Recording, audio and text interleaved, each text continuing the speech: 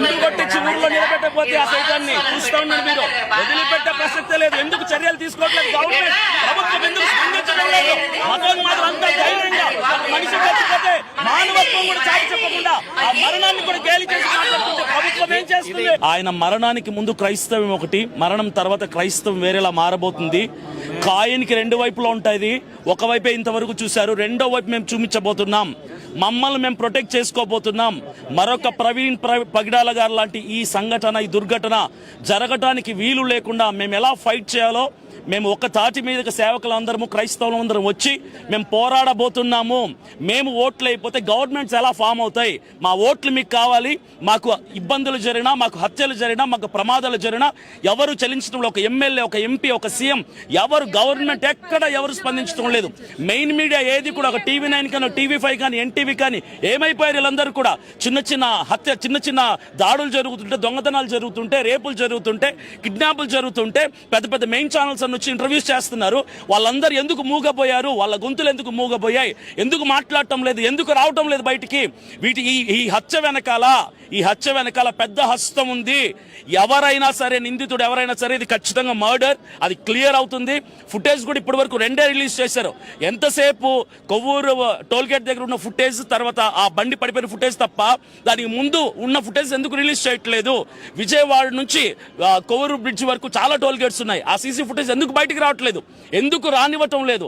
అప్పటికే ఆయన మీద దాడి జరిగింది, అప్పటికే ఆయన మీద అటాక్ అయింది, బైక్ డ్యామేజ్ అయింది, ఆయన ఇంజూర్ అయ్యాడు.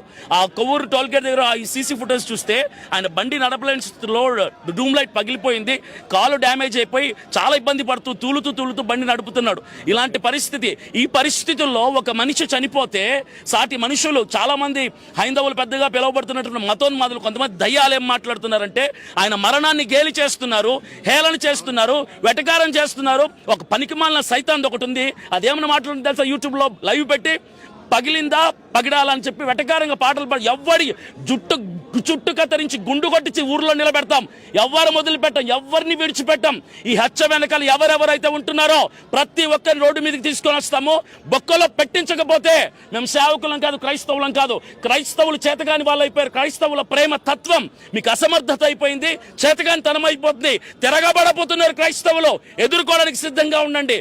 ఇప్పుడు పోస్ట్ మార్టం రిపోర్ట్ కొరకు మేము ఎదురు చూస్తున్నాం. అందులో న్యాయం కనుక జరిగితే, ఆ నిందితులు శిక్షింపబడితే సరే. అక్కడ మాత్రం తేడా జరిగిందంటే మాత్రం మేము ఊరుకునేది లేదు. యావత్ క్రైస్తవ సమాజం అంతా కూడా రోడ్డు మీదకి వస్తాం. బళ్ళు కదలనివ్వం, ఏ పని జరగనివ్వం. ఎలా ముందుకు కదులుతుందో ప్రపంచం, ఎలా ముందుకు కదులుతుందో ప్రభుత్వం చూస్తాం. మేమందరం కూడా ఐక్యత కలిగి పోరాడతాం. We fight for justice. ఇప్పుడు మతోన్మదులు చాలా మంది ప్రవీణ్ పగడాగల్ గారిని చంపి సంకలు గుద్దేసుకుంటున్నారు, ఆనందపడిపోతున్నారు. అయిపోయింది. కానీ ఒకటే చెప్తున్నాను అందరికి కూడా, ఎవరైతే ఈ హత్యకు పాల్పడ్డారో ఒకటే వార్నింగ్ ఇస్తున్నాను. ఆయన మరణించిన తర్వాత క్రైస్తవుల్లో భయం పోయింది, ధైర్యం వచ్చింది. ఒక ప్రవీణ్ పగడాల గారు పోతే 1000 మందిని దేవుడు లేపబోతున్నాడు. 1000 మంది ప్రవీణ్ పగడాల గారు లేపబోతున్నాడు. చావుకు తెగించి బైబిల్ పట్టుకున్న వాళ్ళం మేము బైబిల్ పట్టుకున్న రోజే బ్రతకడం కాదు, క్రీస్తు కొరకు చచ్చిపోవడానికి తెగించాం. Thank you.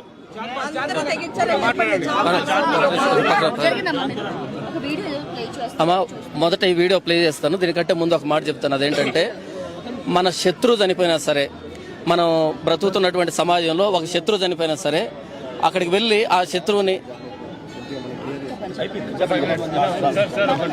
మన శత్రువు చనిపోయినా సరే ఆ శత్రువు మరణించిన రోజు ఆ వ్యక్తిని గౌరవించి మాట్లాడతాం. అయితే ఈ రోజు సమాజంలో ఉన్నటువంటి పరిస్థితి ఏంటంటే, మీరు చూడండి అమ్మా, ఈవిడ ఎలా మాట్లాడుతూ, ఈవిడ పెట్టి టైటిల్ ఏంటి, పగడాలు పగిలిందా అంటూ ఈవిడ పెట్టి ఈవిడ ఏమని మాట్లాడుతుంది, ఈవిడ హావభావాలు చూడండి.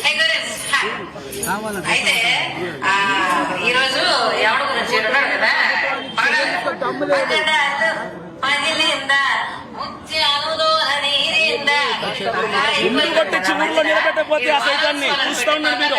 వదిలిపెట్టే ప్రసక్తే లేదు. ఎందుకు చర్యలు తీసుకోవట్లేదు గవర్నమెంట్? ప్రభుత్వం ఎందుకు స్పందించడం లేదు? మతోన్మాదులు అంతా ధైర్యంగా మనిషి చచ్చిపోతే మానవత్వం కూడా చాటి చెప్పకుండా ఆ మరణాన్ని కూడా గేలి చేసి మాట్లాడుతుంటే ప్రభుత్వం ఏం చేస్తుంది?